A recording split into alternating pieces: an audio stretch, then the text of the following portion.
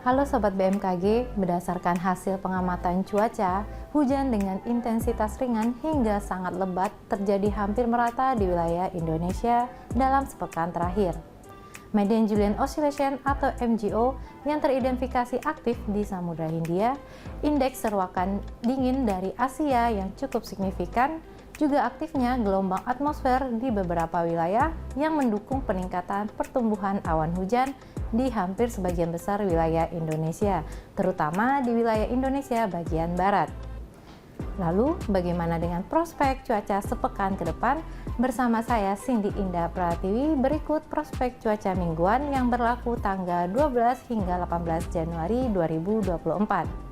Sobat BMKG, kondisi cuaca di Indonesia sepekan ke depan secara umum akan dipengaruhi oleh MJO yang diprediksi aktif di Samudra Hindia hingga pertengahan Januari 2024. MJO ini berkaitan dengan peningkatan konveksi atau pertumbuhan awan hujan terutama wilayah Indonesia bagian barat.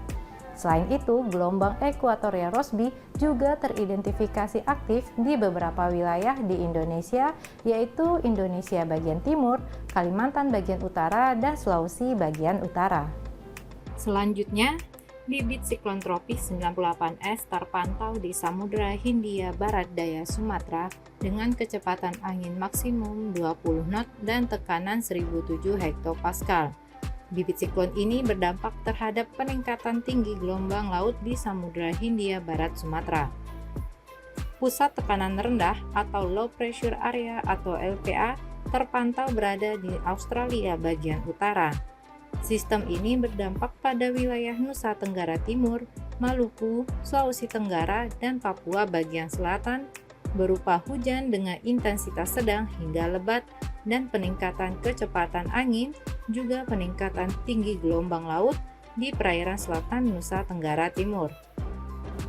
Prediksi potensi pertumbuhan awan hujan di atas 70% yang ditunjukkan pada peta yang berwarna hijau terdapat di sebagian besar Sumatera, Kalimantan, Sulawesi, Nusa Tenggara Timur, Maluku, Maluku Utara, Papua Barat, dan Papua untuk akhir pekan, dan di sebagian besar Sumatera, Kalimantan, sebagian Jawa, Bali, Nusa Tenggara Timur, sebagian besar Sulawesi, Maluku, sebagian Maluku Utara, Papua Barat, dan Papua untuk awal pekan depan. Dan yang terakhir, untuk prediksi angin permukaan di wilayah Indonesia hingga sepekan ke depan umumnya masih akan bertiup dari arah utara hingga timur laut untuk wilayah Indonesia bagian utara dan dari tenggara hingga barat laut di wilayah Indonesia bagian selatan dengan kecepatan angin berkisar antara 10 hingga 40 km per jam.